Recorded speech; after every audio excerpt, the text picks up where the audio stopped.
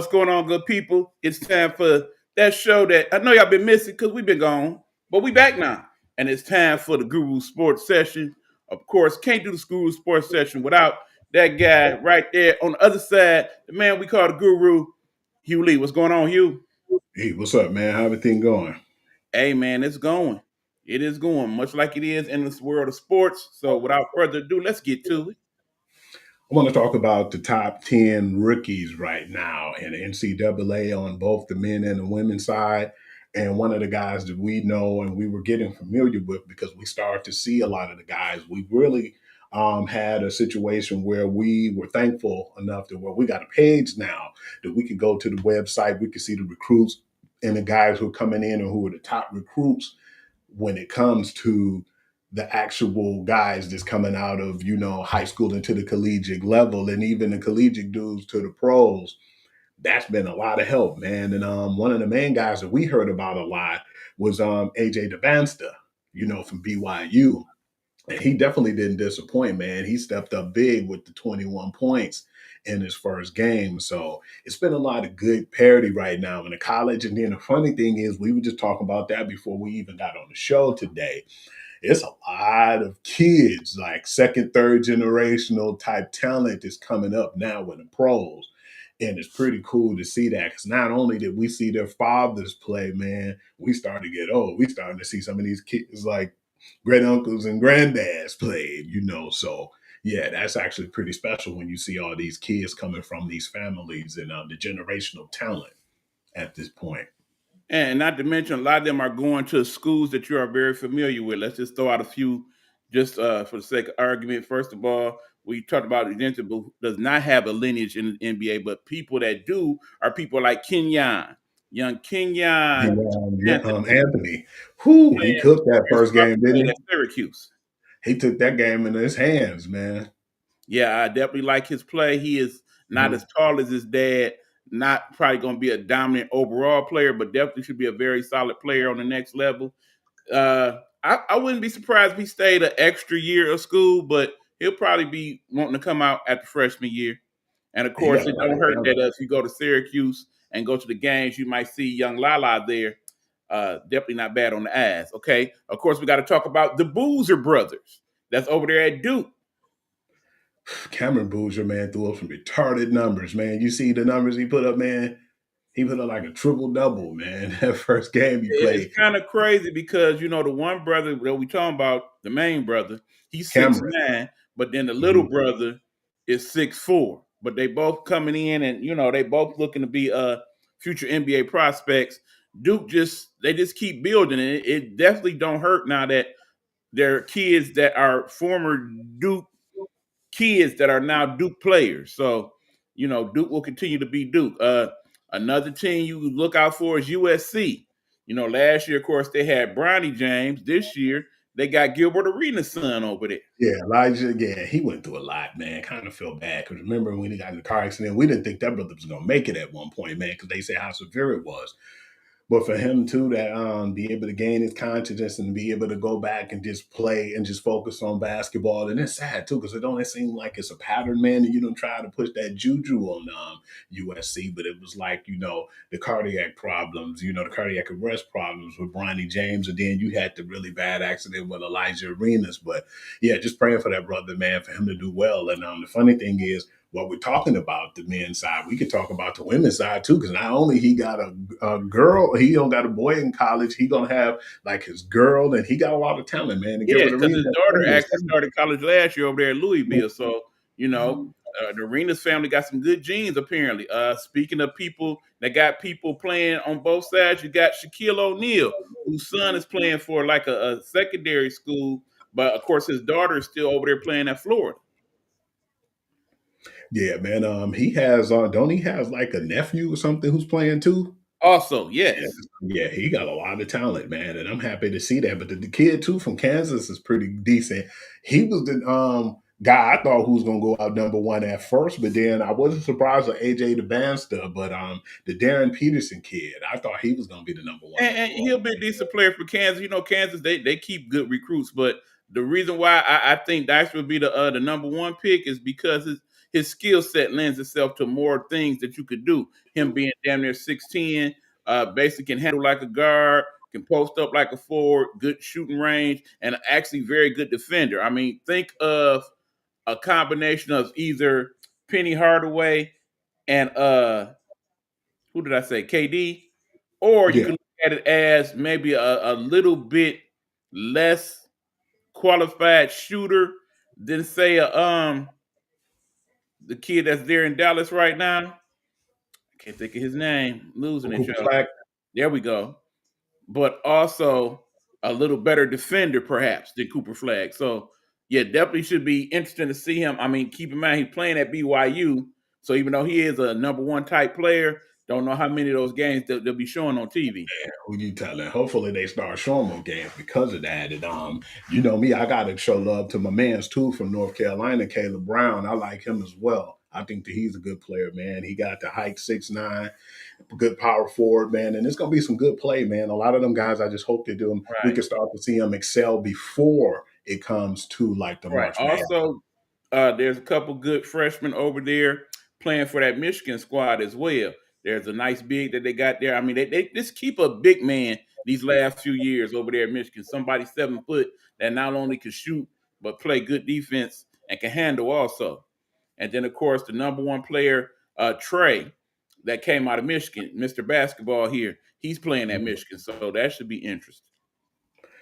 There's a lot of good guys out there, but there's some guys that I want to definitely see. Like I want to see, like you said, the generation guys, the ones that's coming in and playing, and I want to see if they can hold up. Like Bryce James, you know, I want to see what he gonna do over there in Of Arizona course, too. LeBron's younger son that's playing over there at Arizona, who should have a pretty decent squad this year.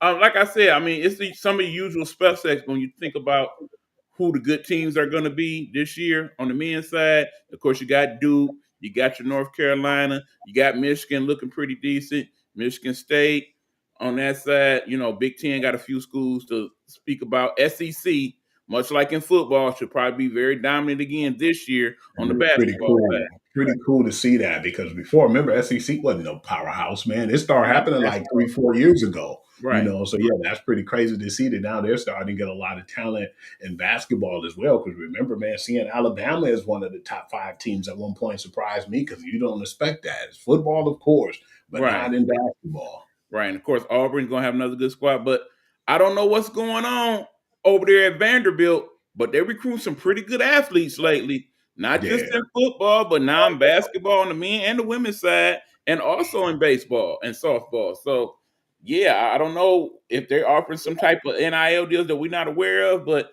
suddenly they are in the mix in a lot of these things.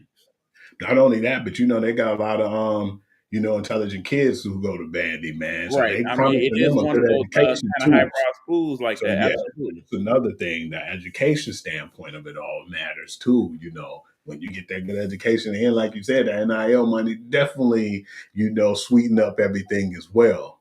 Right. And then, of course, us being fans of women's basketball, we definitely got to talk about some of the girls on the women's side. I mean, Oh I yeah, think some of the keys this year will be some of the girls that transferred to other schools. Like, for example, of course, we will talk a lot about Miss Malaysia Fuwali, who looked very good the other night for LSU. yeah, man, that's my homegirl, man. So you know, I told you wherever she go, I go. I'm gonna definitely keep her out on LSU. Always love Kim Mulkey and what she do. But now you got my homegirl over there. It hurt me, man, because you know I was pissed last year. Didn't feel like South Carolina gave her the benefit of the doubt. They kind of letting her cook over there now, man. And then you know that she said that she wasn't going to keep her from playing her game. That's Miss Kim Mulkey, and you can see it, man, because she's basically a little flashy. I don't think that Dawn Staley too much care for that, but that's what make her who she is, and that's what I like about her. And I'm very interested to see what's going to happen when they match up, man. I'm gonna definitely have my popcorn ready. Right. Keep in mind when LSU plays South Carolina, I only think they play once, outside of the tournament. But yeah, that's definitely gonna be some must see TV. And of course, I'd be remiss not to talk about the champions, my UConn Lady Huskies. Definitely got some interesting things going on over there. They got the kid Heckle that they got from USC, who didn't get quite so much playing time last year. Should get a little bit more at UConn. And then also they have the girl Sarah Williams, who was one of the more promising people over there in the Big Ten playing for Wisconsin last year.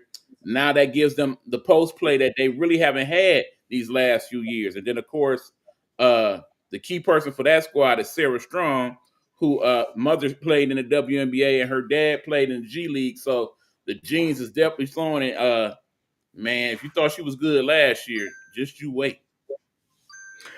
My main thing is right now is just seeing all the talent now who's going to be playing, and when they speak of the guys were, and we're on the women's side now, we already kind of figured the young lady from Oklahoma, Alea Chavez, was going to be one of the ones who set the standard right now. And yeah, we seen her a lot last year.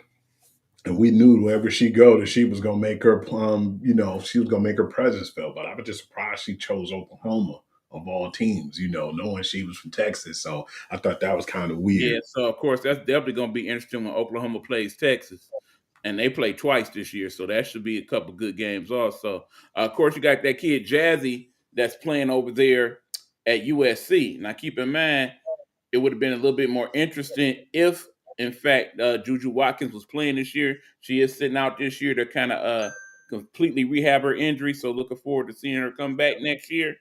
Although it said that she may actually be eligible to not play any more college basketball and just go straight to the W, which would be interesting if she made that move. I wouldn't be surprised neither if she I did. mean, She in this definitely. in this day and NIL, I think she has her options, but there's that going on there. Teams to watch on the women's side, most definitely UConn, LSU, South Carolina, the usual suspects. Also, keep an eye out UCLA. for Tennessee, who had the number one recruiting class in the country, and they got 3 of the top 20 new freshmen coming into play. So definitely keep an eye out for them. UCLA, who not only has Sienna Best, who's picked to be the number one overall pick this year in the W, but also her sister, who was an All Knowing that. American, McDonald's All American in her own right. So the two of them playing together, her being 6'7", her sister being about 6'5", that should make things real interesting for UCLA. USC gonna having a good squad again this year. Um, yeah, let's not forget about McComie Miller, who was once at Rutgers but has transferred over to Penn State. Definitely want to see what she's going to do this year. Kind of weird she went to Penn State too. I thought she had a pick of anywhere, but I believe that she more or less want to focus on making sure that she get her playing time and make her presence felt, because she has some falling out, last year, which was weird in Rutgers, because we thought that when she didn't play, we didn't know why. And then when we found out, Right. it was like, okay, we understood. And we thought that she was gonna stay there. That's what the intentions was. But nah, I kind of figured after they rubbed her the wrong way, she was going to try to get the hell out of Dodge as soon as possible. But I want to see what she doing, how she elevate Penn State game too, because Penn State definitely not even under the radar. Right. And of course, Big Ten gonna be good this year. Maryland gonna have another good squad this year. Michigan and Michigan State both looking good. Of course, the SEC is very dominant when it comes to women's basketball. So, of course, outside of the teams we named, don't forget about Texas. Don't forget about Arkansas. They supposed to have a good squad. North Carolina State, they seem to keep a good squad over there. So, yeah, definitely looking forward to seeing a lot of that play. And, then it's some outliers, some teams that we don't talk about as much, like Boise State supposed to have a pretty decent squad. And I'm talking about the women, not the men. We know TCU gonna be good. Right. Don't forget about the Oregon Ducks. They usually have a pretty decent squad over Yeah, there. they do. It seems like they've been producing a lot of good talent over there in Oregon. I still feel like though the Dame's gonna be a powerhouse. You can't forget about them Absolutely. too, man. Can I forget about our girl Helena Hidalgo? Yeah, It they should be have real so to much see what talent. she does now that she's pretty much the number one deal over there.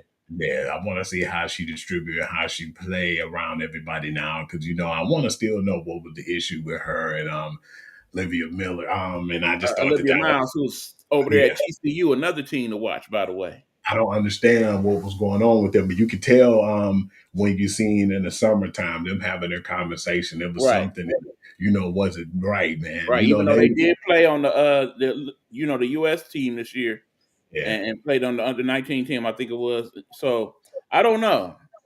It'll be real interesting to see because at some point both of them will probably be in a W.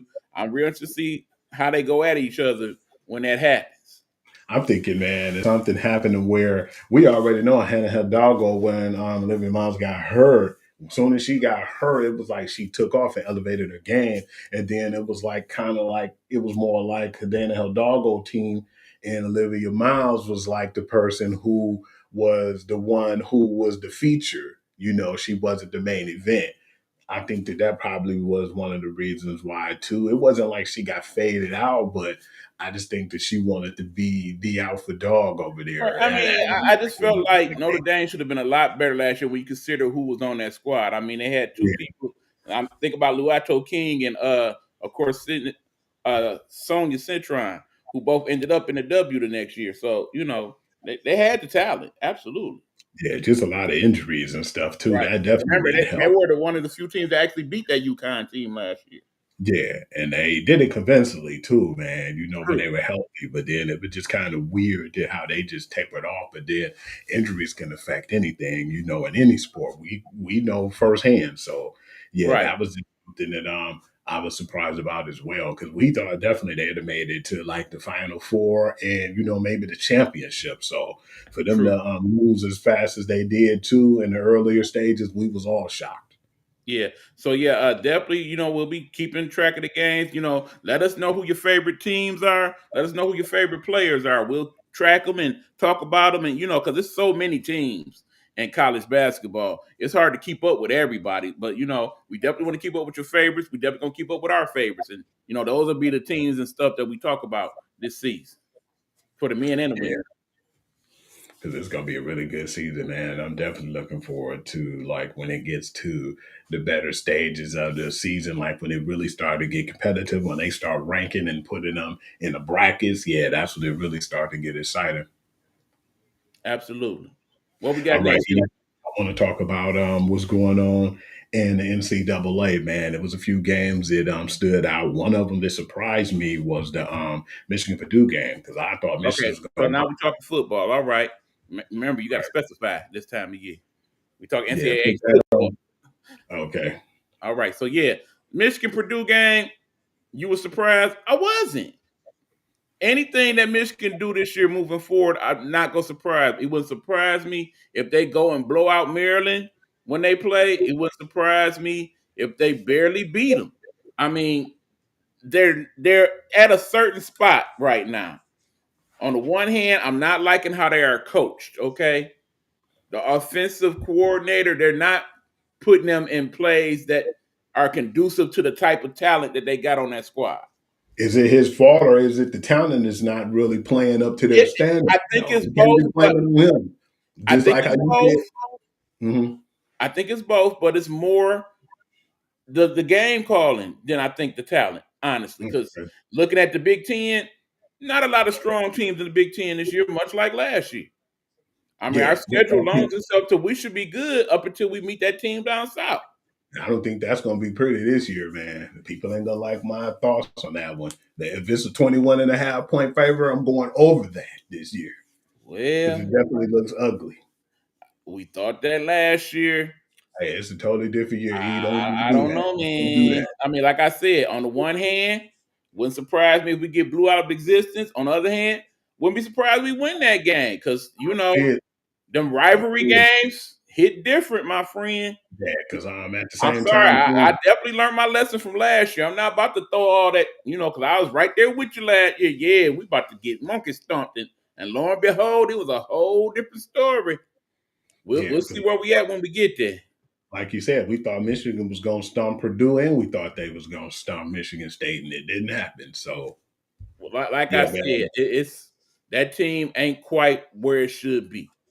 And then the thing is, too, I'm not putting too much on them right now, neither, because we just had a guy who was in high school who's now our quarterback.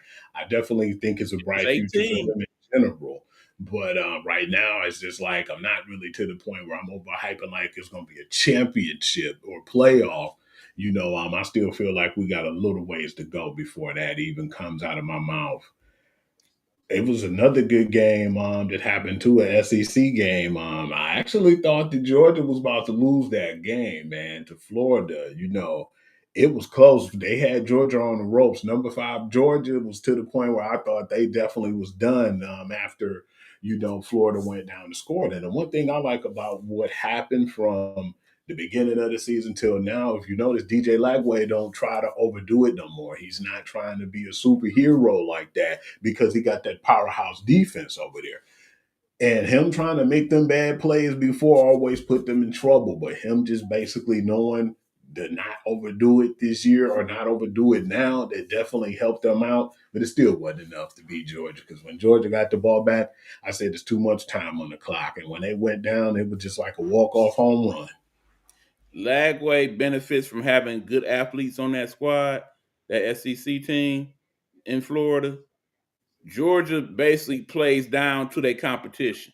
That game shouldn't have been as close as it was. We know that it's at least a good 10 to 12 future NFL players on that Georgia team. They just not doing what they need to do to put teams like that away. That game shouldn't have been that close. And in terms of the court, I mean, this is probably the weakest quarterback Georgia's had in about a Gunner decade. Stockton? Yeah, I agree. I'm very unimpressed with him. His numbers were very pedestrian in that game. I got to definitely be honest with this game. This one really had me surprised, even though that it's like the same, Division two, and it was a rivalry. But wow, man, seeing Georgia Tech go down to North Carolina State, man, you talking about being shocked as any given Saturday when it comes to college. But it ain't no way that I'd have thought that Georgia Tech would have lost to that team, man. And yeah, that was a really big game for me because it was like it went back and forth at one point, but they was behind, and it was like they were behind by too much, and they just couldn't come back from all that, man. And but I had to give credit where credit is due too. North Carolina State went in there, no one able to underdog, but they brought the physicality too, man. My Georgia Tech was sleeping because sometimes we see it where you get hit with a haymaker and you're like the better team, and you'll wake up and you'll finally get to the point where you start doing your best and you just take the lead and kind of tread the way.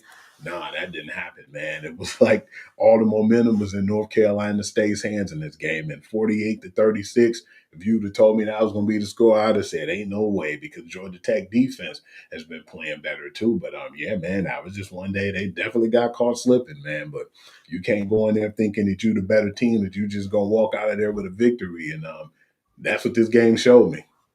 Georgia team been playing with the house money for weeks now. Good team, we knew they were, but I didn't expect them to be ranked this high at this point in the season. Not at Not at all. all.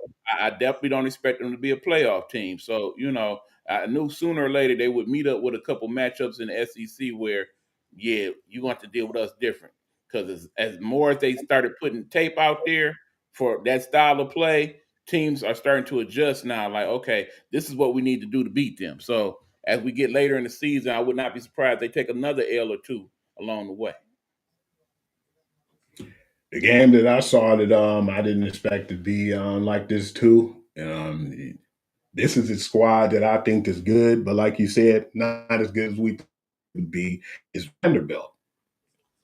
That game proved to me because I'm looking at I'm like they're the higher ranked team. I kind of figured that it was going to be tough going into Texas, but then I still can't really doubt and really dog out Vanderbilt and say, oh man, they're not as good as I thought, and they're not a good team because Texas still almost fumbled that game, man, at the very end when they almost got that kickoff recovery, man, because they were down by so much. When I looked up, I said, damn, that's 14 to 0 right now, man. And it ain't even 11 minutes in the first quarter. But it just seems like whenever you got my mans on your team, Diego Pava, man, I don't know what it is about this dude, but they play for him, man, to the end. And yeah, they almost got off a stunning victory, man, when they didn't even supposed to be in that game that close in the first place. But yeah, 34-31, I'm still looking at it like, is it did Texas did real good and to keep them from winning, or is it just, Vandy just fumbled this game? And I mean, it's gonna happen. I mean, when I look at it, it's several really good college quarterbacks in college this year. I mean, when you look at, like I said, that kid from Vanderbilt, when you look at the kid Mendota, when you look at that kid at Oklahoma, I mean, when you look at that kid at USC, I mean, it's a lot of kids that, you know, they're not necessarily your prototypical quarterbacks. You don't necessarily see them going to the league and really being fixtures for the next decade, but in terms of what they do for their college team and being good leaders and leaders of men, this is the type of play that you're getting from those type of kids. So, when you have a quarterback like that on your squad, you definitely feel like you could be in the game.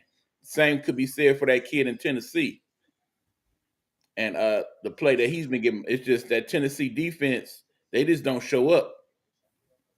Yeah, Joey Aguilera, man. Joey Aguilera, he been playing pretty good, man. And Absolutely. yeah, that team, the defense is not that Yeah, great, that man. team just that defense just don't show up. Yeah, they never. Yeah, if they This had year, the defense that matched that offense, they'd be a top 5 team right now. yeah, but that defense definitely always gonna give you a stinker, no matter who they play, man. They Right. definitely play down the They're college. SEC team with a Big 12 type defense. Another team that disappointed, man, and surprised me, and I still feel like they're on the cusp of being 100% back, was the U, man. I thought the U definitely in the game against SMU, because this was a team too that we were saying we didn't know about when they were in the rankings, SMU, but now I know that they play with a lot of heart, man. Just was really surprised because it seemed like when Carson Beck is not on his game, he fumbles a lot, or he will basically throw you bad picks in the crucial parts of games, like because he had 2 picks in this game, and they were crucial moments. And all SMU did was just do what they could do, and they did enough to where they didn't, try to do too much. But I still feel like in this game, the defense got gassed. And I even heard a talking head, or maybe one of the analysts on College Game Day, said that they felt like once it got to overtime, that Miami gave up the game, man. They just quit on their coach.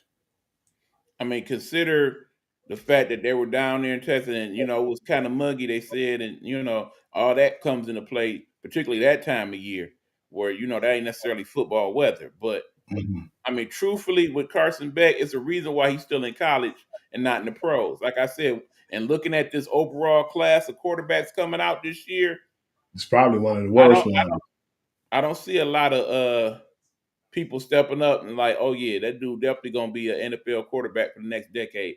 I don't see What that is really from Fernando any of them, Mendoza to be right honest. now? Where is he at? Is he like is he a senior, Fernando Mendoza? Yeah, he should be coming out. Like I said, of course it'll be at least a couple that get drafted first round, but I really don't see any of the quarterbacks right now as a first round pick. None of them. I feel like this more of an offensive and defensive draft anyway, and I wasn't even looking that way. This is not so much a skill player draft. This is like I said, interior draft. Offensive lineman, defensive lineman, tight ends, people of that nature. You're gonna have some good receivers. Don't get it twisted. There's some It's couple of good always some good receivers. receivers in the draft. That go without saying. But again, I don't outside see of really no running backs like you said, yeah, no, guys like that. Of course the tight ends and stuff. Okay, yeah, well, I give you the interior since you said that much, E. Yeah, because I don't see a lot of running backs and guys of that nature. So yeah, it's gonna be a tough one, man. This year wasn't as like to the point where you thought that it was gonna be as great neither. This was a pretty tough draft as well, man. right, Some of the guys that you've seen who got drafted, I was like, man, okay, let's see how they do. Tyler Shuck is not that bad, and Jackson Dart, but yeah, man, it wasn't really right, like a really like outgoing draft. right. I mean, everybody talked about the defense man that came out, went to the Giants. He okay. He not as dominant as we thought he would be. Oklahoma and Tennessee, man. How did you feel about that game, man? Because I Like I just feel said, that like Tennessee defense didn't show up for him. Plain and because simple. when Oklahoma, you know, clearly they have the better defense than they had in quite some time. But that quarterback, he's not healthy. We know this. I'm gonna tell you, he still got that bad hand, man. And But the thing is, it still works for them because he is still the running threat that he is. And because yeah, of that, mhm. it makes for plays that he can make that most other college quarterbacks cannot. I definitely wasn't surprised at that game because I figured, like you said, we all questioned Tennessee's defense, but the offense always gonna be there. But it was just a Oh little yeah. bit more Oklahoma getting like turnovers, like because we thought that if they would have got turnovers that last game they had before Tennessee, that they possibly could have won, but the turnovers went on their favor this time. Yeah, Yeah. that final score was 33-27, and not really surprising to me, but no defense was in the game, but still, I thought it was fun because they was throwing the ball everywhere. I mean, it was a good college game, truthfully. But yeah, Josh Heupel, he definitely got something working over there in Tennessee. But I probably would reconsider who's running that defense and go with somebody different next year. Yeah, I didn't expect that Cincinnati Utah game. I picked Utah, but damn, I didn't think they was just gonna blow them out the water like that, man. But you were saying that you didn't think Tennessee was all that good of a team in the first place, but I No, mean, not damn, Tennessee. I'm talking about Cincinnati. Yeah, yeah. Cincinnati. But, I'm not a big fan. I'm just not. 45-14 though, man, I didn't expect them to get beat that bad and don't show up like that. I mean, Utah is better than advertised, but yeah, Cincinnati. I mean, I saw part of that game. That second half, they wasn't in it. Their hearts And wasn't in it. They wasn't in it. I still feel like that Devon Dampier kid too, man, is one of those guys on Utah that's going to excel. I still think that he just really starting to get to where he needs to be, and he's really starting to figure it out, but he's not quite there yet. But yeah, man, once he started really playing up to his game, yeah, now Utah gonna always be in that situation where they can always be on the cusp of going to the playoffs. So yeah, I want to see how he do the rest of this season. But the game that surprised me though, E man, and yeah, they wasn't really highly ranked was West Virginia and Houston, because again, that was a game that West Virginia's not ranked, and they went into Houston and punched them in the mouth, man. The 45-35. A lot of people had high hopes on Houston, man. And yeah, now they're definitely not ranked and they shouldn't be after getting beat like that at home. I mean, it's that time of year. Teams like that, they're not really relevant to me. Neither And one of them some teams. teams basically too, just Yeah, basically when you look at them, this is their championship, E. pretty much. And that's the case right now with West Virginia. So Pretty I much. feel like that was something that was definitely necessary. Yeah, I mean, that's the Um, thing. Going into the November part of the schedule, for my own personal watching, if it's not my team, the Wolverines, or maybe my alma mater, I might check in on them. If it's basically not a good game between teams that's playoff bound or close to it, I'm really not that interested in. Okay. Now, I want to move on, E, because that's basically all I had to say about NCAA football. And I want to talk about some of the stuff that happened in the NBA. It's still early in the season, but I want to talk about that, to give them their flowers and what's been going on, because I've been pretty shocked too in this year. It's been some really good teams, even though it's still early. But the surpriser team to me wasn't Oklahoma being 8-0 and how good the Spurs are. I think they're 7-1. They just lost Yeah. their game. But the Chicago Bulls, Yes. Josh Giddey been really doing his damn thing. Him Oh and yeah. Vucevic been balling, man. And I'm thinking at first, like, well, when they first got Josh Giddey, I said, damn, man, this kid trying to win right now. And why would they put Josh Giddey over there? No disrespect to him. Man, he had back-to-back triple doubles, man, and he's basically distributing the ball to them. They look good, man. Man, and what's the kid name? Monta Bruzelis. Oh my Okay. God. That dude remind me kind of like my man Shamgoon, man. He remind me of Asper and Mhm. Shamgoon a little bit. I It's actually something like about his those game. European player skill set that definitely Damn, loans I itself to didn't this. think he was gonna be that good though. That dude is Yeah. spectacular. I Yeah, mean, it's the been thing good fun to is, watch him though. Chicago, they doing it, but they're really doing it with their defense more than anything else. And that's kind of what surprises me because I really didn't think that they had any of those type of weapons over there. But and actually watching them play the other night, it was like, okay, this Blocking team shots, I mean, yeah, they got hustling. that record, but keep in mind, from what I'm looking at, that's a playoff team right now. Yeah, they look really sharp, man. And I don't think they're gonna let up neither. That game they No. lost, they was in that game too. But yeah, man. But then you look at it too, you see like a team like Philly that's 5-2, and it ain't because spite Joel Embiid. No, you know what it is? Tyrese Maxey has stepped up yet another level. Guess who's Yeah. the leading scorer in the NBA right now? No, it's Tyrese. not Shank. It's not Shea Gilchrist Alexander. It's actually Tyrese Maxey. And 34.3 points a game. and what's the other kid? VJ, man. He's been Oh, balling BJ too. Edgecombe. Yeah, Yeah. he was a decent college player, but Damn, man, I was not expecting this. no, not at all, man. This dude came. How That, many that, 30-point games he that got kid is already? next. And big ups to the NBA that first week, man. We had like 40 Yes, point games. Like it was 4 40 point games that week, man. And there were several triple doubles as well. I damn near had triple doubles, damn near every game. My man's cooking there and Gordon. Then I mean, Steph is Steph, man. But yeah, it's been a lot of talent Right. around I the mean, league. shout out to players that's stepping their game up. Let's talk about Austin Reeves for the Lakers, averaging over 30 points a game. Austin Reeves, man, dog. Man, what's the other kid name, man? The power forward. I think that Ant Man was just dogging him out. Like, who is that, man? Yeah, You know who he is now because he threw a 30 piece on y'all. They absolutely. got some good players, man. They always seem like the talent just so happen to just migrate to them, man. And I mean, the we got to thing talk about is, that. this year so far, they had something that they ain't been having these last few years. They got a bench.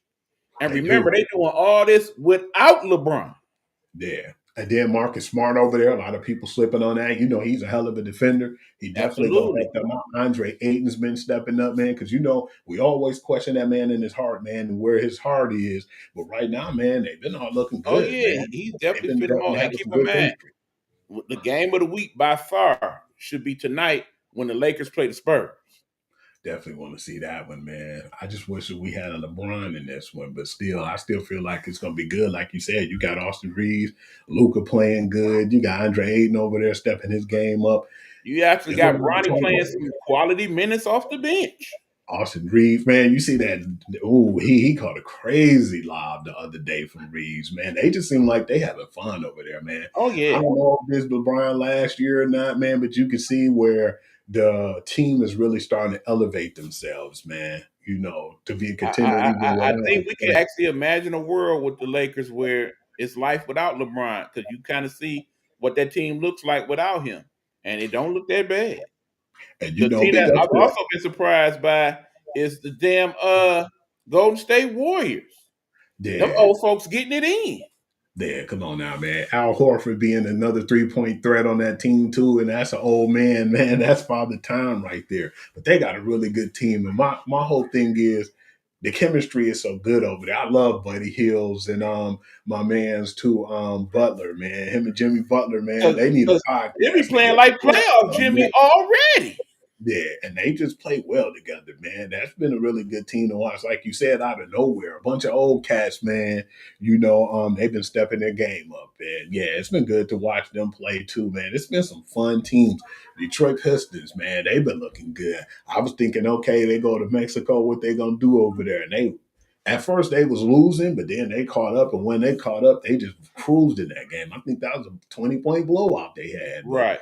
And Cade been really looking good with the Braves, man. Braid Cade has been a monster right now. right. And Jalen Dern, he done stepped his game up over the summer. You see, he 33 done put point in some performance. work. Was He is that a the shooter now. Mexico performance when he threw up 33? Yes, Yeah. it was. And Yes, it then you got Isaiah Stewart, man. Our nucleus is good, man. And then you got our guys that we got like Duncan and Karis LeVert, man. Yeah, I'm definitely liking right. what they're doing over there, man. And we still might get that other guy Beasley back. There's talk that, Yeah, once he gets I'm hearing that reinstated, too. because obviously they say when it comes to the gambling thing, they got him all messed up. And his agent said that the only team he could see him playing with this season would be the Pistons. So And that's you the add only that team to he that want mix, to be and with. then Jay Ivey will be back soon. Man, look out. Yeah.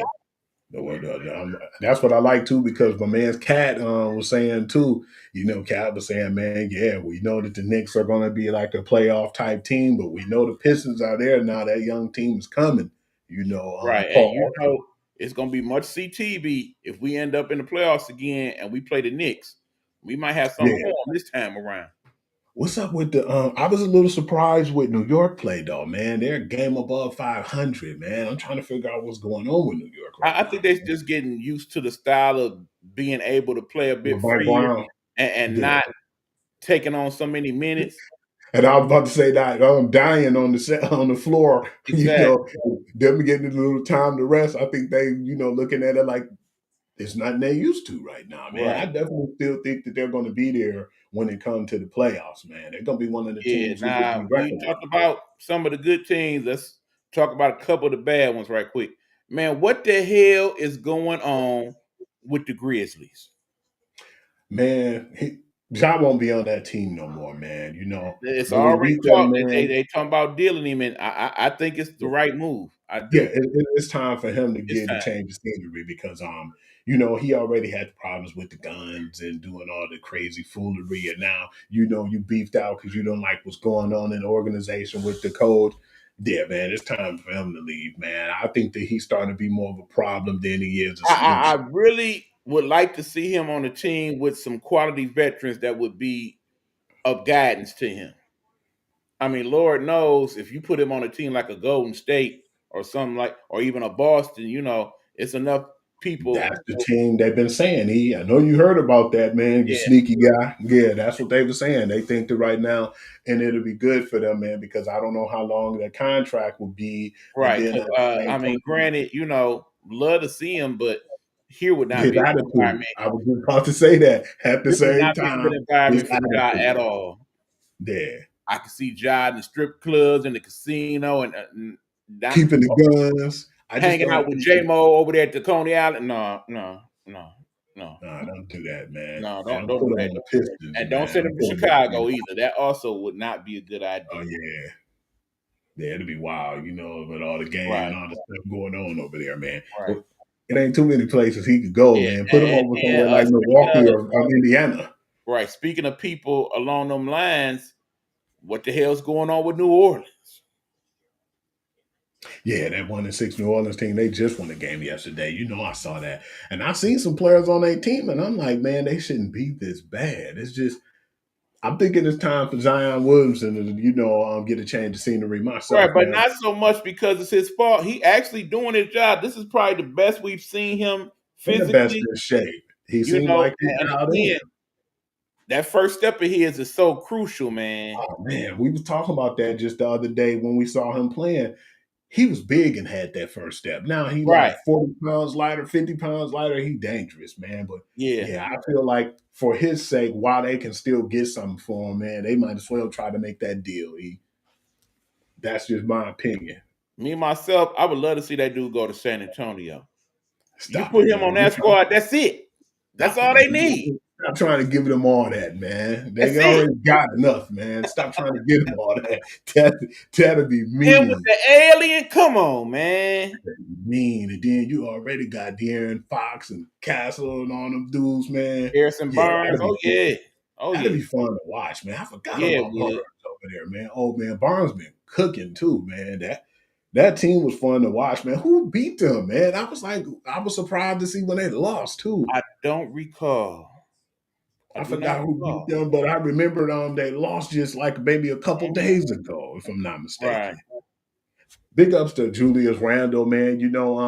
What's up with Ant? Is he hurt? Because I haven't seen him playing lately, but I don't think he hurt. He just ain't been quite Ant-Man just yet. I mean, it's still yeah. early on in the process. I mean, it's crazy because you look at a team like Philly and they're not even really playing the real big people yet.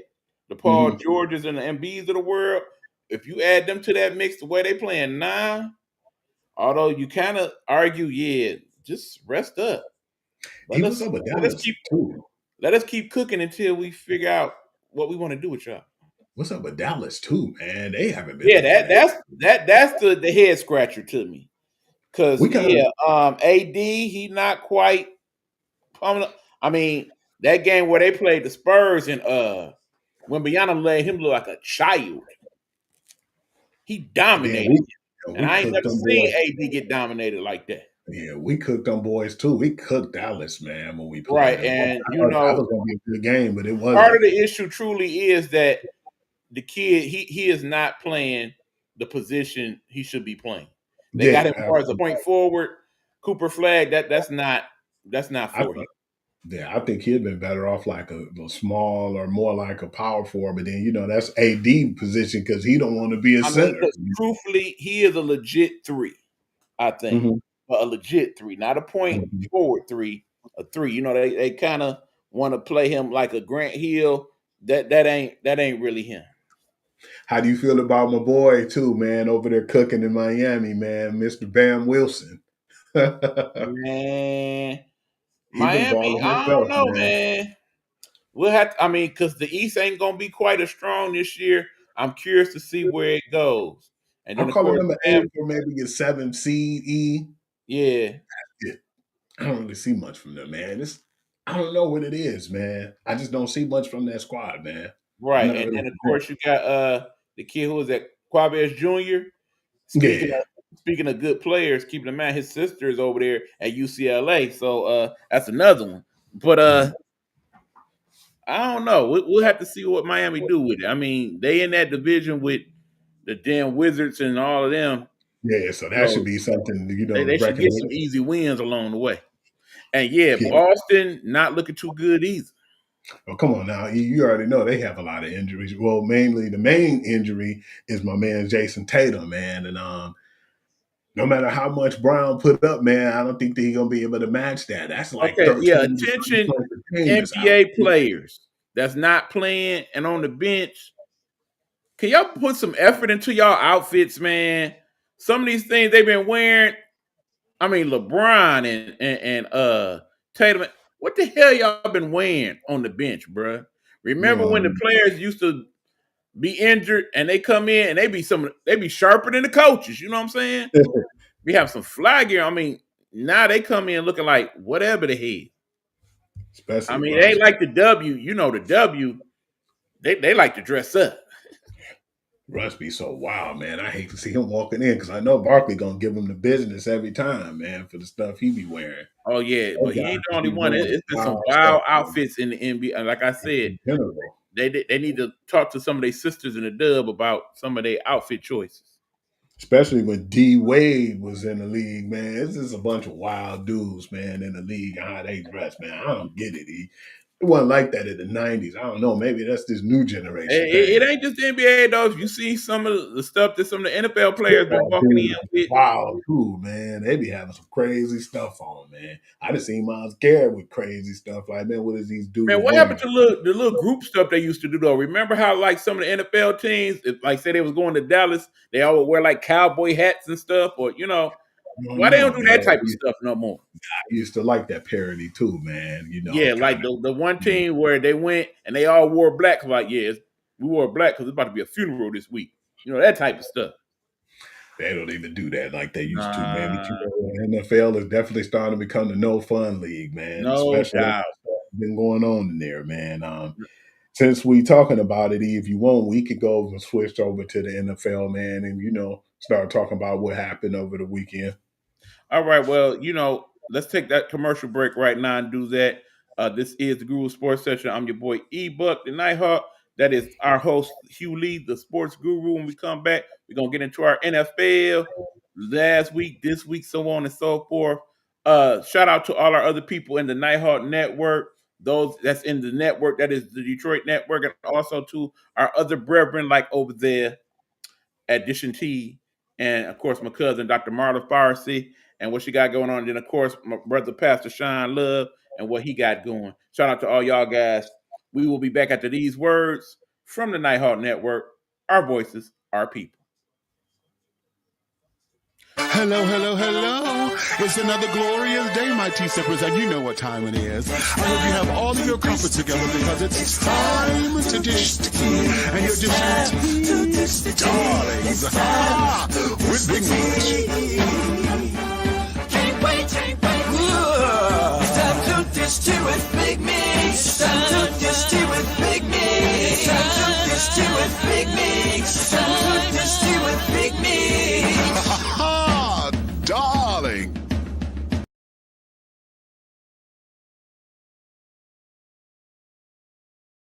Hold up.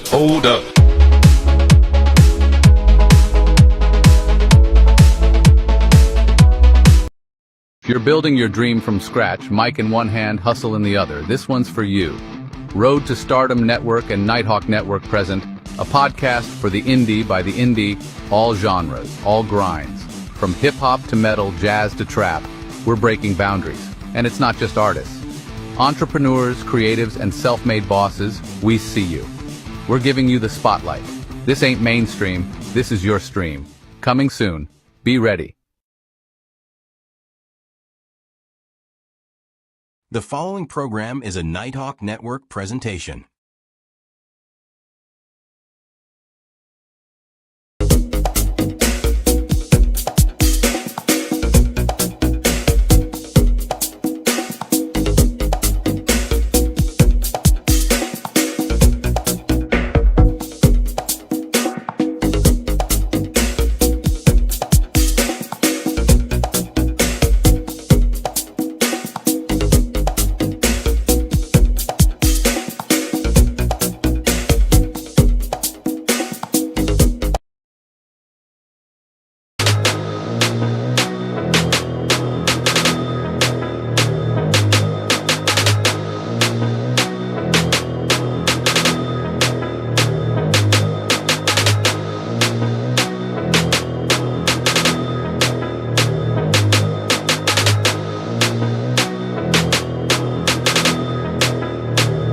as I wake up in the morning, I'ma get a bag. Get a bag, yeah, I'ma get a bag. Long as I wake up in the morning, I'ma get a bag. All right, y'all, we are Get a back. bag. This is the Guru Sports Session. E-Buck producing and co-hosting. Hugh getting his host on. About to announce the next topic up for discussion. Hit it. We're about to talk about what happened in the NFL week 9, of course.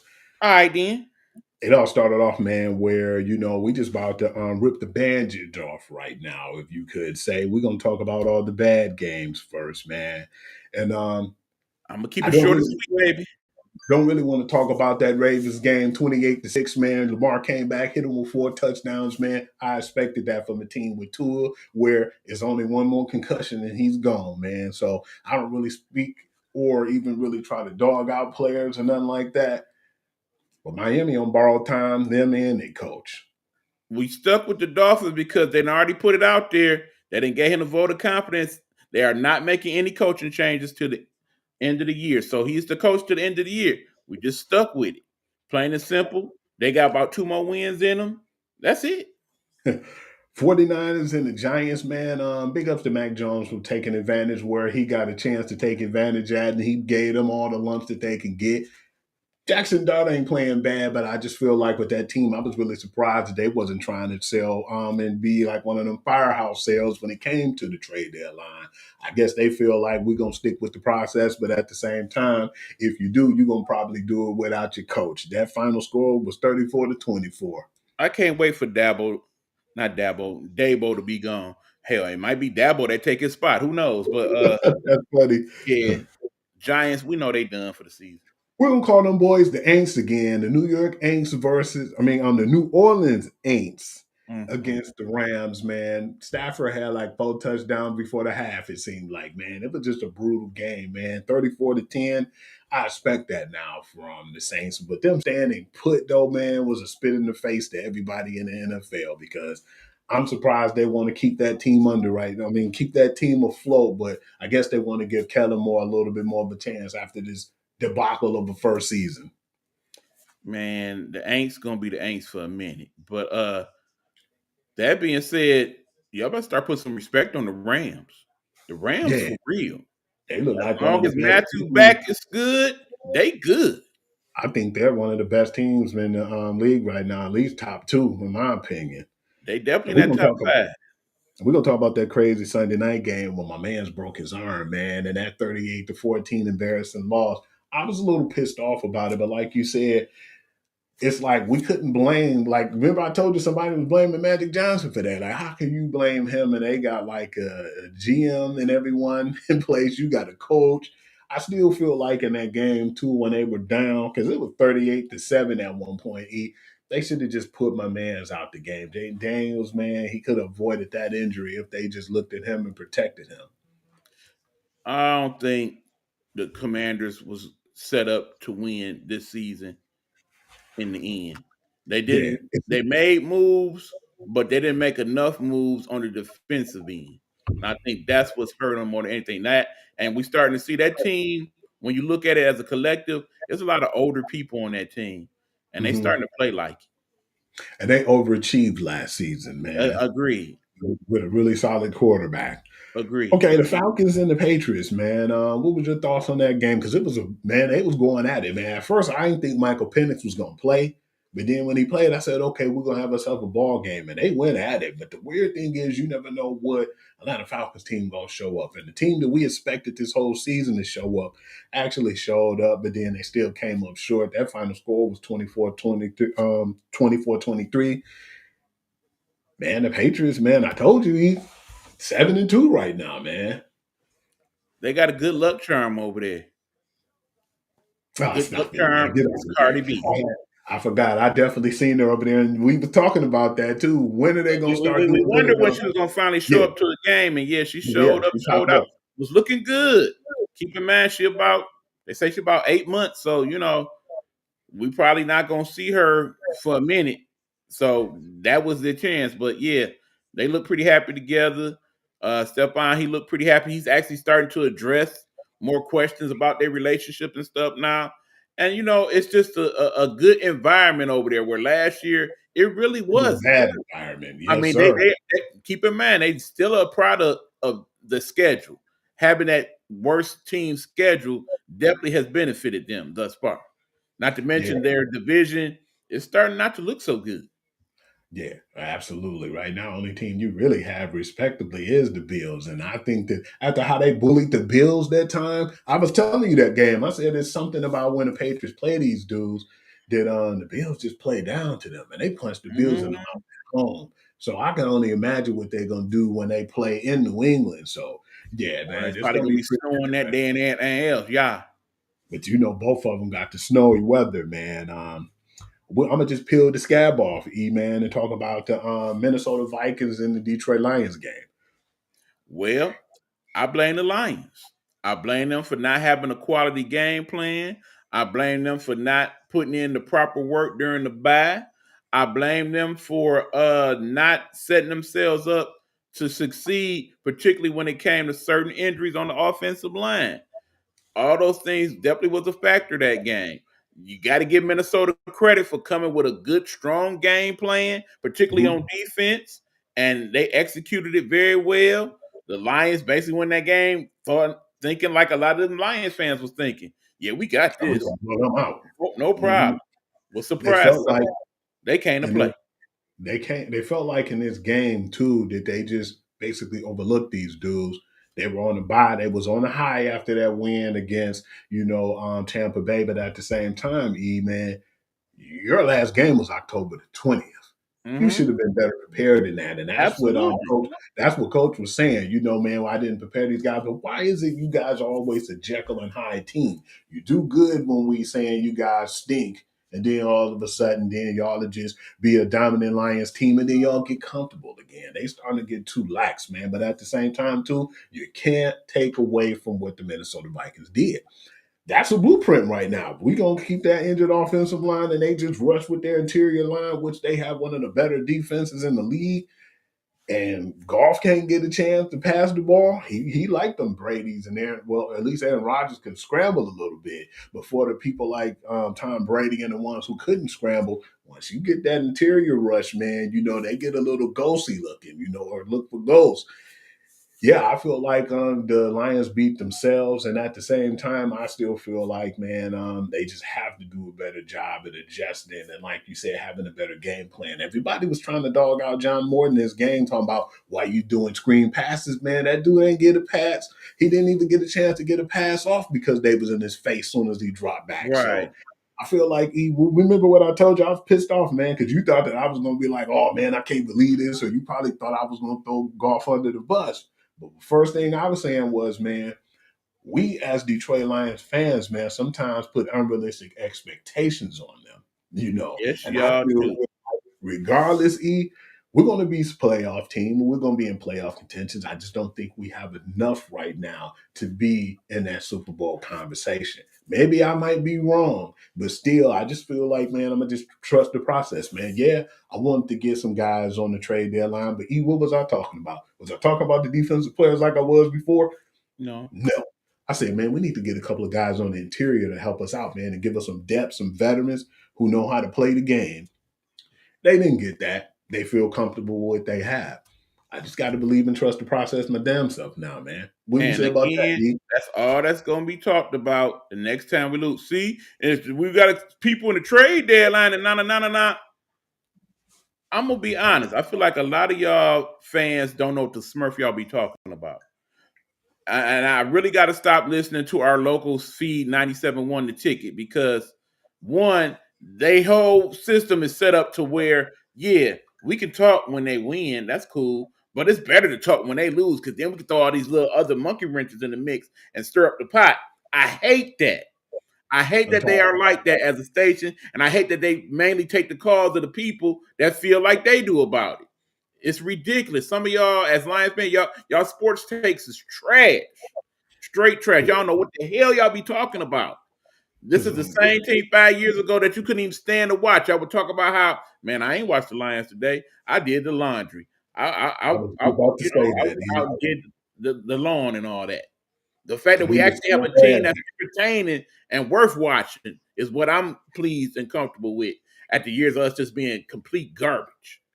We signed all the kids on our team. Yes, I said it. We signed kids right now. So they got they got this time to be together now. What we thought was going to be a window of like a year or a couple years, most of them under 4-year contracts. So I'm just looking at it like I said, man, and just going to trust what they're doing and trust the actual. It's clear to game me. plan I that don't they're know trying about to everybody else, but it's clear to me that the Lions are working on player development. That is their bread and butter in this thing. They want to draft quality people that fit their program, that got their that brand. grit guts that they like, and coach them up to be the type of players that they want.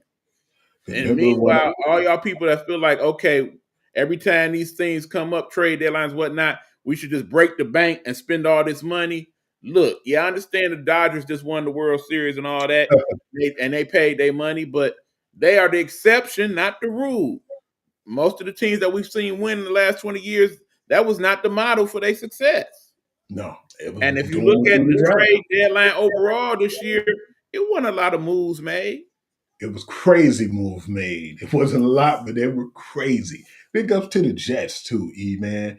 And if you want, man, we could even talk about that if you want, man. Why not? Not today, but I want to talk about like the Jets. I feel like did a good job at how they handle things right now. Maybe it'll come back to bite them. Just decided they're gonna hit the reset button. They need to do that.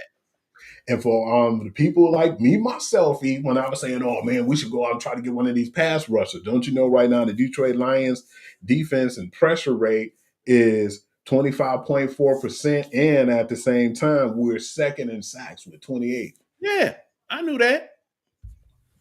Let that sink in. All the people with the unrealistic fame. Like I said, I have realistic goals for the Lions this year. I've had all along. When we did the preview, what did I say? 11-6, 12-5. We'll make the playoffs. We'll probably get around the same place we got last year. I'm good with that. I did not see this as a Super Bowl winning team. I was not tripping. I'm just happy that our team is worth watching, period. What I actually hate is the fact that it's so worth watching that, one, we don't seem to get the 1 o'clock games no more. We got to get the Thursday night games. And I kind of don't like that, to be honest. And two, the fact that when you go down there to Ford Field or whatnot now, the prices that they're charging for everything is ridiculous. Shame on these Detroit lot owners that charge $100 and $125 for parking. And even though they get the money and they do it, it still don't seem right to me. Nah, man, they know what they doing, man. Since we winning, man, they just want to be, greedy. Right. I mean, shame on the Lions organization for bumping up the prices to all the food and the drinks as well after charging all that big money for tickets. That's kind of not right. Let's move on and talk about that weird game, because there was some games now that we were talking about, like the Lions and all, man. Surprisingly, this Sunday, and I was telling you, most of the games were close besides those other games we talked about. But I was surprised with the Los Angeles Chargers and the Titans game, because I didn't think that was going to be anywhere close, man. And that's what we were talking about, the hiccups with Justin Herbert, man. Yeah, like I said, it's always going to be that 2 or 3 games every year where Justin just decide, I don't really feel like being me today. I'm just going to show up and do my job, and it turned out the way it turned out. I mean, the Titans didn't do much for that game, but they still was in it and still had a chance to win, which was weird as hell to me. Do you think it was because of the Joe Old injury, or do you just think that I honestly think it's because they took them for granted. Mm-hmm. It was one of them trap games, and it was like, yeah, we got this one. And the Titans, they ain't trying to play on no trap. They like, look, we ain't just come to work just to be working. We trying to win some of these games. So y'all don't show up if you don't want to, but we gonna beat him. Hey, what's up with this game right here? This was a crazy game. You already know which one I'm about to talk about. The Bengals and Bears. It wasn't no defense, but damn, that was a good game, brother. It wasn't no crazy game. It was a damn good game is what it was. A good game. I love that game. Good game. But to me, that was the best game on Sunday, period. I would agree. I enjoy, like I said, I've actually watched that game, and I'm not talking about the highlight version. I'm talking about the whole full condensed version twice. I like watch out for the Bears, man. The Bears is doing some stuff and now. That offense is really starting to he got them in a bag, man. And the Man, like I defense said, has he been was pretty pulling out good. all his good plays like he had here. They had a lot of good trickery plays that they came out with. And I don't know why Joe Flacco was not this at 25 and 26. Call me crazy, but hell, Joe Flacco play better now than he Yeah, did during his Super Bowl years, man. agree, E man. That And, dude would and, put up and like shout out to that dude, 4 T. touchdowns. Higgins, who would be a number one on damn near any other team in the National Football League. But because he played with Jamar Chase, but he showed out that game. That was ugly, man. He had He 7 made some receptions, incredible catches that 112 game. yards. 100 with 7 receptions, buck 12 and 2 touchdowns, man. He was the star of the show, man. Let's talk about the because we're talking about the good and some of the bad things that happened. Want to give a shout out first to Kyle Kamungia, the dude, the running back. You know, they might have found something in that dude because he was Oh a late yeah, round pick. And he had like 176 yards, 26 carries. He was running the ball like a madman. But let's talk about the ugly now, E. We thought that was a walk-off win for the Bengals. And, you know, we was like Joe Flacco and probably pulled it out, grab it out of his hat. But that defense showed up. And the Bengals defense let the Chicago Bears go all the way down and get a walk-off victory. How did you no. feel about Also, Chase you got to give Brown? credit where credit is due on that play as well. Colston Loveland, former University of Yeah. Michigan Ooh. tight end, man, what a truly gritty play by him to get that touchdown at the end. Not only that, but man, he's been playing well for them too. 6 receptions, 2 touchdowns, and he had 118 yards. A lot of people was like, why didn't they pick, you know, the kid who went to the Colts? And no disrespect, because he was one of the better tight ends too. But I feel like Ben Johnson see and want to get just like how he was in Detroit. They want to get their players, and that guy been stepping up ever since then. I mean, he wanted to get multiple weapons. I mean, 'cause keep in mind, they got Cole Kmet. They got a good Mhm. tight end on that squad. But see, it's crazy because think about it. He actually got hurt that game. That's why Mhm. Colston Loveland started seeing the ball like that. But now they see that they got another big weapon in him. Because remember, all the people's talking junk in the draft, like, man, but why didn't they get Ty Warren? He would have been right there. Are they crazy? But man, they know what he doing. That game was crazy though. How did you feel about what Chase Brown and some of the other players called out the defense though, man? Usually, sometimes we at the heat of a game or at the end of the game, our emotions run high. So I don't think they cared though. Jamar Chase was like, y'all ain't gonna get me caught up in that. T. Higgins kind of said a little something, but Chase Brown was like, we did our job, man. We ended the game. The defense just needed to step up and do a better job. Do your damn job. How did you feel like that came off after that, man, after losing that game? Them kids starting to take advantage of the fact that people are starting to believe in them. And more importantly, they're starting to believe in each other. So we starting to see that Chicago Bear team grow up in front of our eyes. That But in the Chicago Bears meanwhile, are dangerous. for the Bengals, it's a tale of two cities with them. They know they got a good offense. It's clear. I mean, because part of that is Joe Flacco. Don't get me wrong, because remember, Yeah, when other people was quarterback on that squad, they did not look nearly as good. But that being said, that defense is the complete opposite. It's like if we don't score, we're not winning. And you could tell that's how they feel about it. that defense was trash. I mean, it's worse defenses in the National Football League. Don't get me wrong, but yeah, it's definitely not. It's definitely not all that great over there. I want to move on now, Ian. I want to talk about another game that was actually crazy. I think in the Steel City, they finally came alive on defense.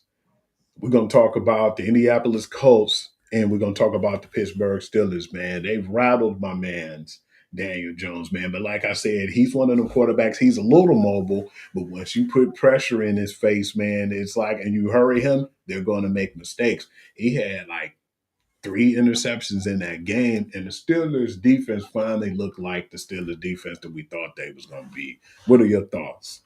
Man, I keep telling y'all, every year they do this. The Steelers find a way to win games you don't think they had any business winning. And you look up, and damn it, Tomlin did it again. He didn't won more than he lost. This is how they do it. This is the formula. They say, okay, we're going to play offense.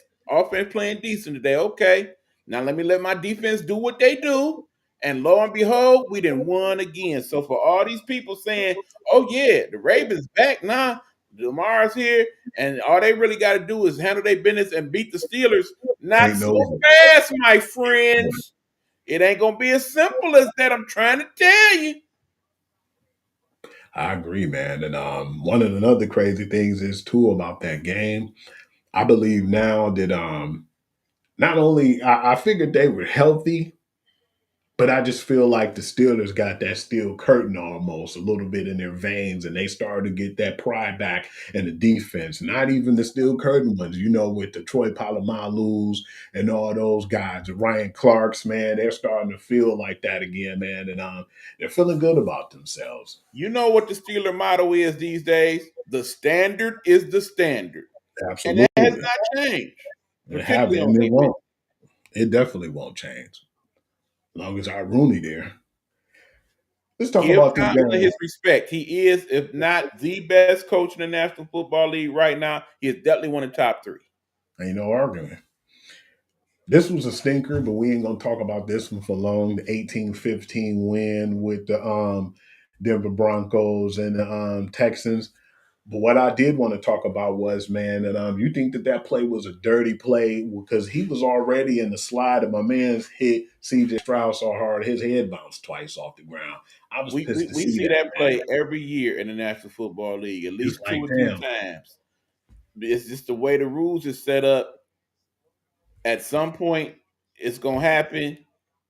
That person gonna get fined, suspended, whatnot. We move on. I mean, remember NFL 20 years ago, that play happened every On game. the record. Mm-hmm. The fact that because we got the different rules now, we only see it so much. That's why we react to it. I mean, in the end, that was just basic NFL game. That was just basic NFL bad play. I mean, it was a lot of.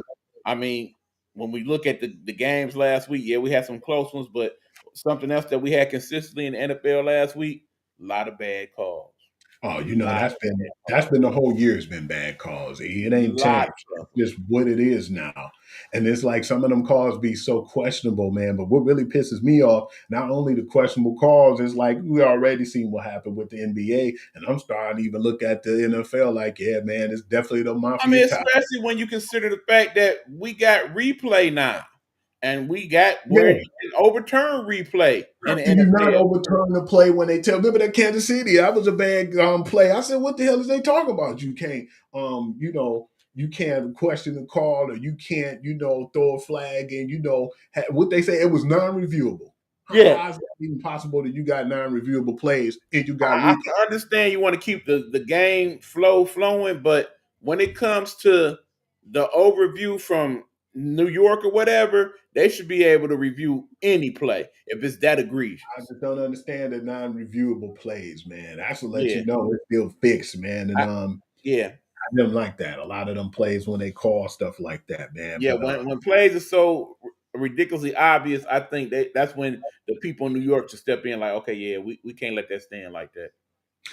we now I want to move on and talk about the NFL MVP. Am I being sarcastic about this? Yes. Seems like the last 2 years he's been the best player in the league, been the best quarterback in the league by far. Not Patrick Mahomes, Jordan Love. Let's get into that game, E.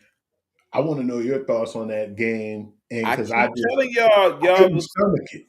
I keep telling y'all was putting too much on that Green Bay. The first couple weeks, everybody was all hyped up. Yeah, they did the Lions greasy, and every week we having this discussion. I'm sick of it.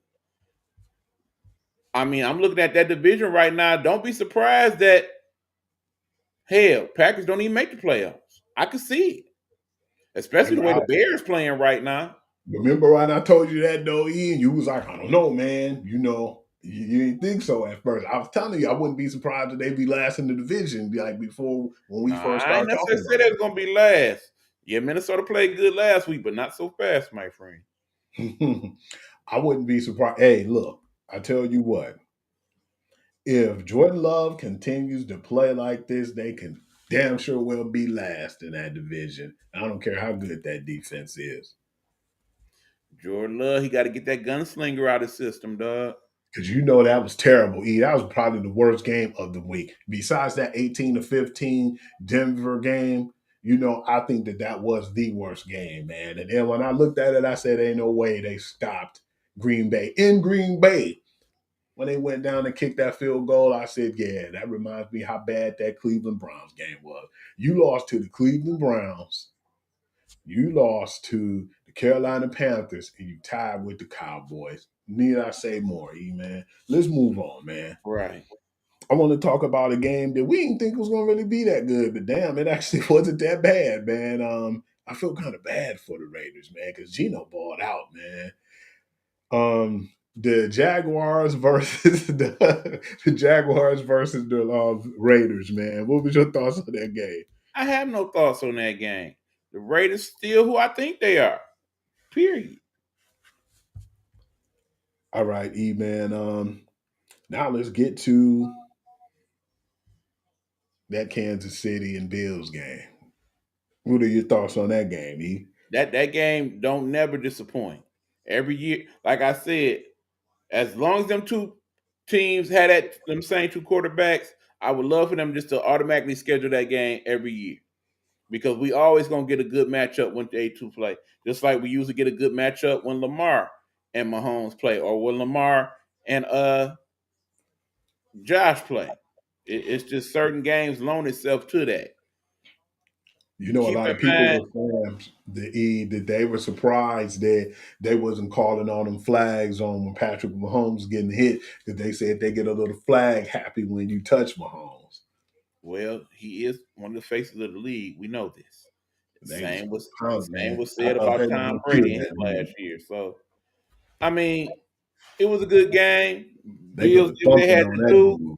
I'm definitely looking forward to them two teams playing each other again. And I think we're going to get a different outcome when they do, because playoff Mahomes hit a little different. Not to mention the fact that team in Kansas City starting to get healthy at the right time. So, yeah, look out. The Monday night game, man. How did you feel about that Monday night game? I had to say that last. Sat there on the phone watching that game. I blame you. That was a complete waste of my time and energy. But you already know why I watched about 20 more times before the end of the season.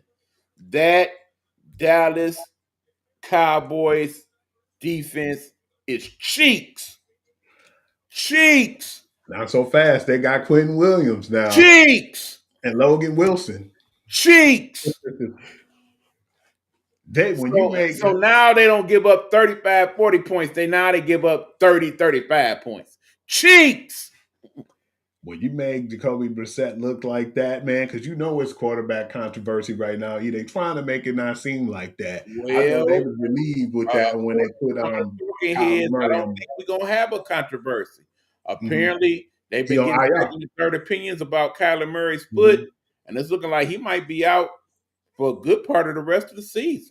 They might as well just keep him out with this injury, because if he out 4 games, they might as well just sit him out the rest. I mean, if we 4 weeks from now and the Cardinals are in the mix, you keep him out because they're in the mix because of Jacoby Brissett.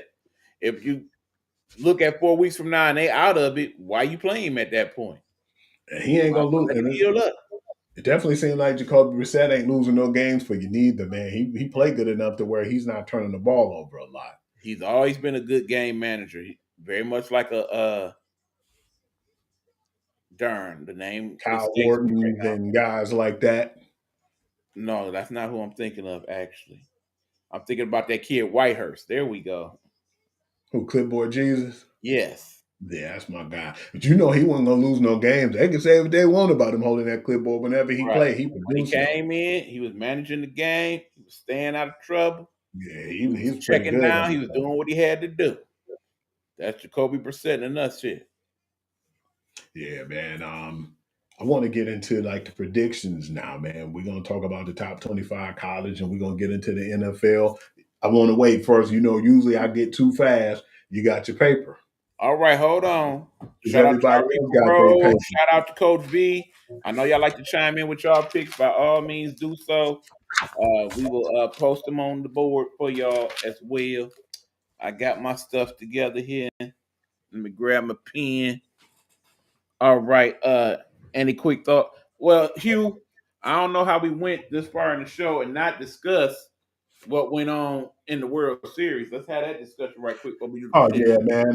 That was one of the best World Series I've seen in a long time, man. And I'm 46 years old, man. But I still feel like that was the best of one of the ages right now, especially at this generation right now, because at some point we just had some stinkers and some blowout victories, but this went tooth to nail. And just think about some of them games could have possibly went in Blue Jays way, but then it was two games where they went into extra innings too. So I was really enjoying that, man. I had a good time watching, and I really was excited about seeing what went on, man. And yeah, I just feel like even if you're not a baseball fan, that was something that you could be a fan of. And I was actually proud to say that I set up and watched those games because that last game was crazy. We thought that the game was over when the guy hit the ball and they were like basically trying to play up close. The defensive play, man, in the outfield when he caught the ball, I still feel like he bullied his teammate, but that was a good dude, man, because just the defense alone and just the way they played the game, from both standpoints, man, it was just good for baseball to me, in my opinion. Not only was it good for all of us watching, but apparently a lot of us did watch. That game 7 was the most watched World Series game in 7 years. And that That's World good. Series was the most watched World Series in about a decade. So for Definitely those worth people it. thinking that baseball is dead, maybe not so much. Over 22 million people watched that game 7 on Saturday. Mm, And that's with college football and everything else going on. That's with WWE and everything else going on that night. So damn, it that was definitely be. impressive. And then, I've been watching World Series since 1979.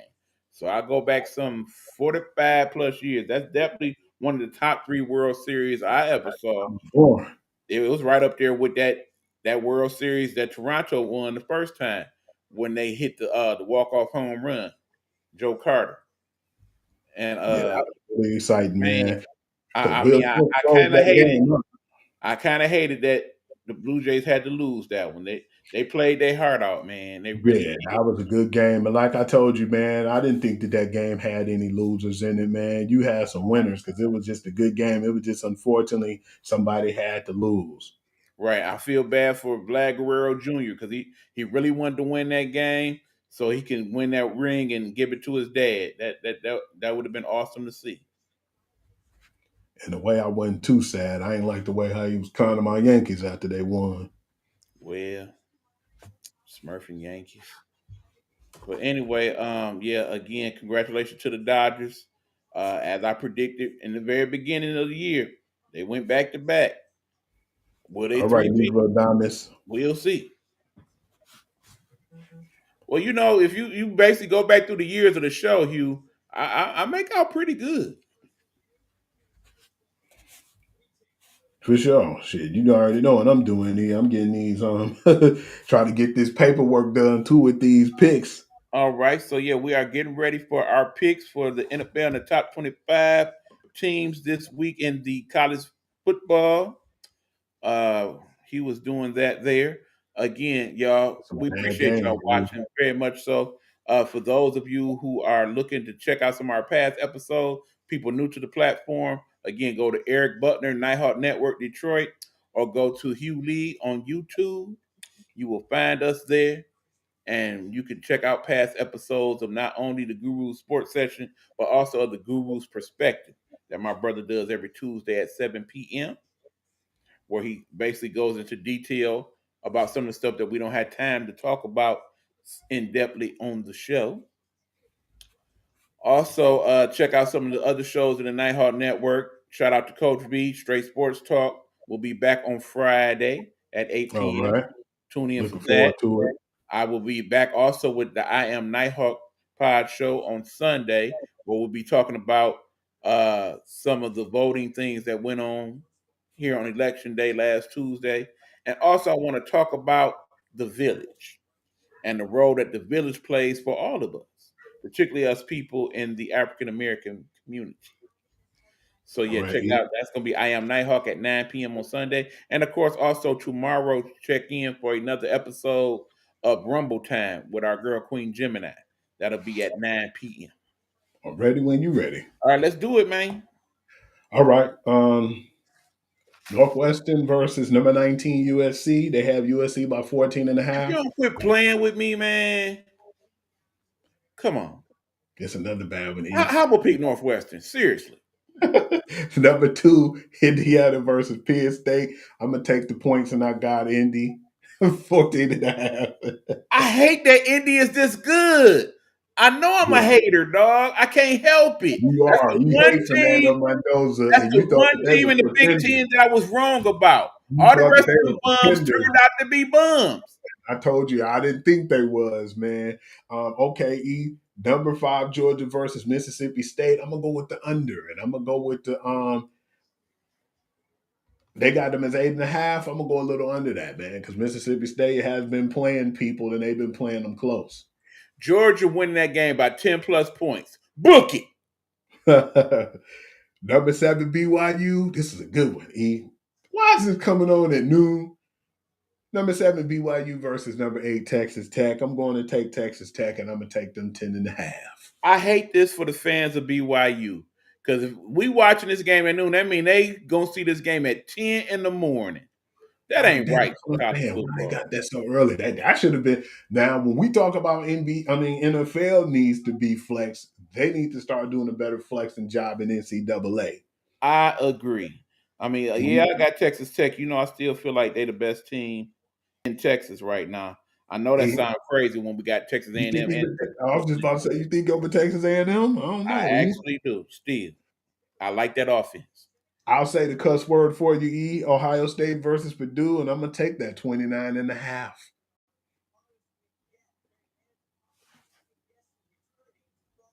Just say the red team, because go ahead, book it. E. I want to pass this one so bad. The Citadel versus Ole Miss. I'm gonna go with Ole Miss. See, you know I'm about to get mad. You know I'm about to get mad. You know why? You should. You should. You know why I'm about to be mad. Every year the SEC has does the it. schedules around this time. They schedule themselves a bye week by playing these stupid games in the middle of the season. I hate that they do this. This ain't even gonna be on regular TV. It's so bad too. It's gonna be on SEC Plus, and they don't even got like the over under on this one. Another Ole Miss ain't even trying to watch this game. Come on, man. Another decent one though. Low key. Number 3 Texas A&M versus number 22 Mizzou, and I'm gonna go with the 6.5 points, and I'm gonna take Texas A&M. That game gonna be close.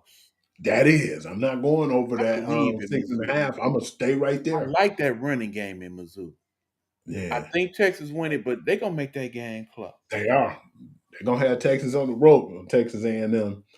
Don't let them get the ball first either. They got a few good ranked teams on this one. Check this one out.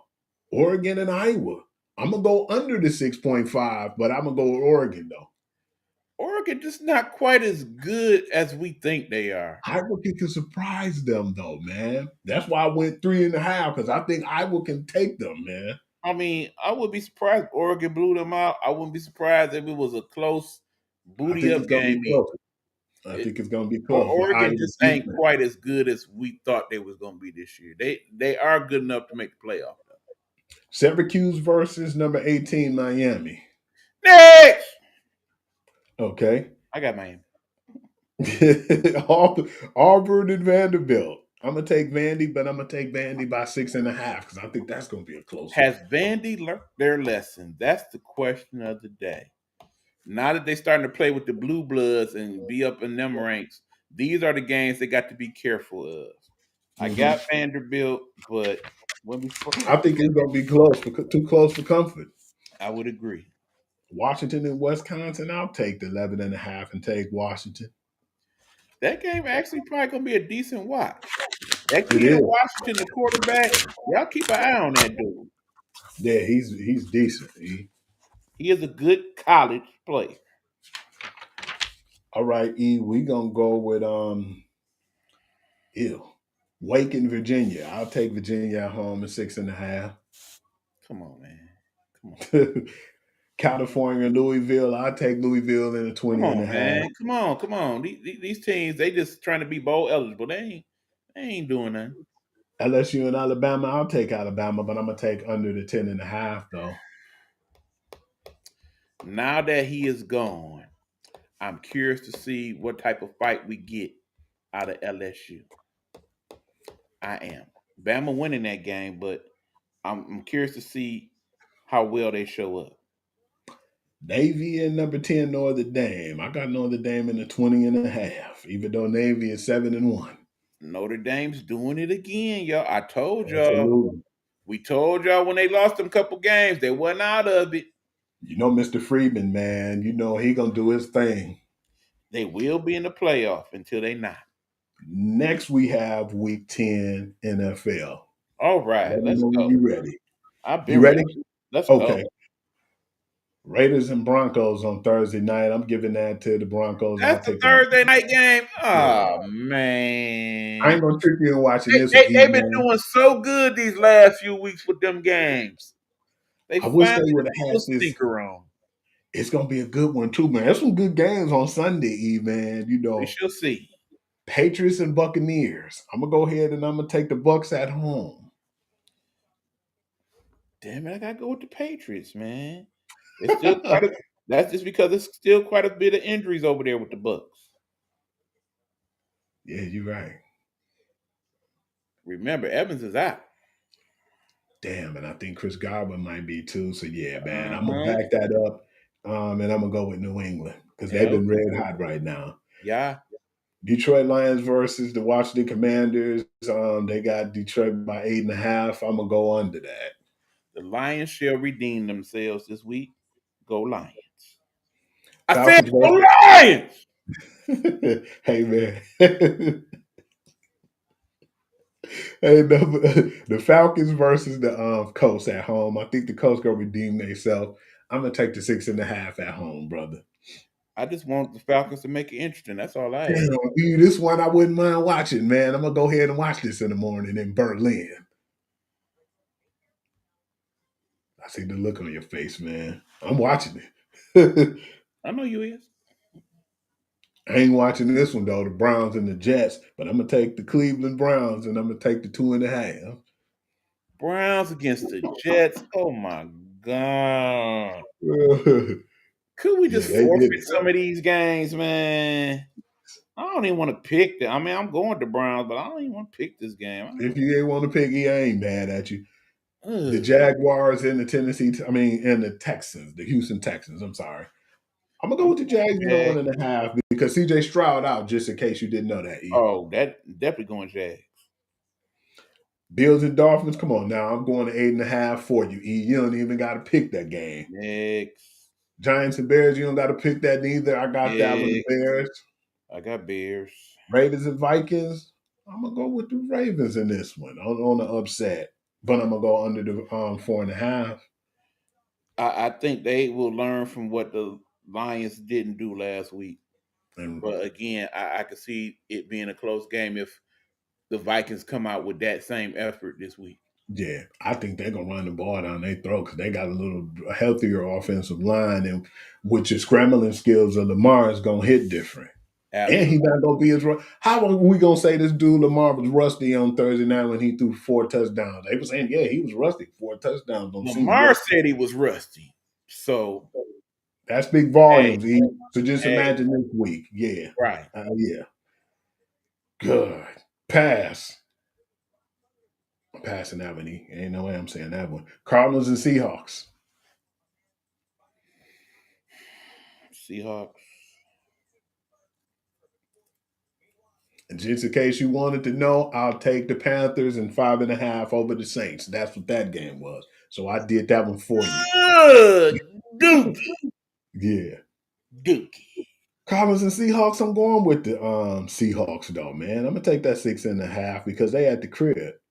But it's a division game. Yeah. That's why I don't think I'm going to go over that. Shout out to that dude, Buda Baker. Love that dude. Rams and the 49ers. I'm gonna take the Rams on the road and I'm gonna take the 4.5. That should be a good game. That's always a good game. That It's should be always a a good good game. game. You know, Shanahan and oh boy, they got their little history with each other. You know what I'm saying? Yeah. I'm going with the They Rams. always like to play checkers, man, or chess. They always Right. play in that chess match. So yeah, I'm definitely going Rams, but to it should be a close one. yeah. And then they came under the same coaching trees and stuff too, man. Yeah, Yeah, that's gonna be a good one. It's gonna be a good mastermind game. as Either it yeah, I don't usually know which is is. as long as Stafford healthy, I'm rolling with them though, regardless. Exactly. Steelers and Chargers.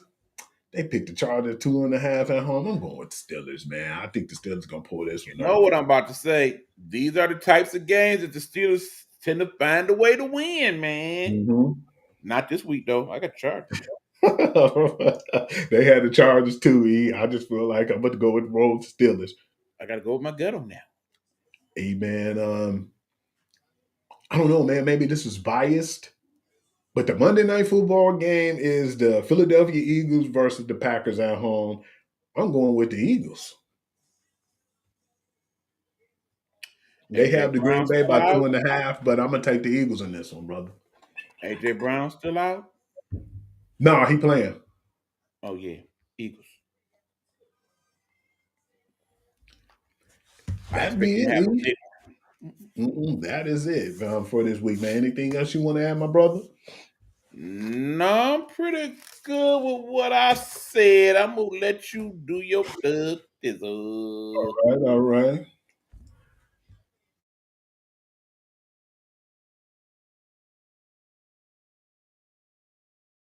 Y'all already know what time it is, man. Y'all can catch me at the Sports Guru to you at Facebook. And if you can't catch me there, man, I'm at Hoovy on Instagram, WHOOVI. And of course, on TikTok, I'm Hugh.Lee6. Check me out, man. And like I say, man, we like for y'all to hit up them comments, man. We appreciate that. And check our URLs, man. We paste our URLs so y'all can go to our YouTube pages, man. Just go, check us out. For the people, we know we got a lot of subscribers, but it's some people we feel like, man, if you're not subscribed and you're trying to get the up and the stuff that's going on around this world, man, as far as the sports world, man, we would appreciate if you can check us out. But like I said, man, that's up to you. But other than that, man, we appreciate all the ones who are subscribed and hit our links in our comments. And thank you all. Shouts out to everybody from the Nighthawk Networks and all our family, friends, and loved ones. Like I said, man, man, I know you heard the show yesterday, man.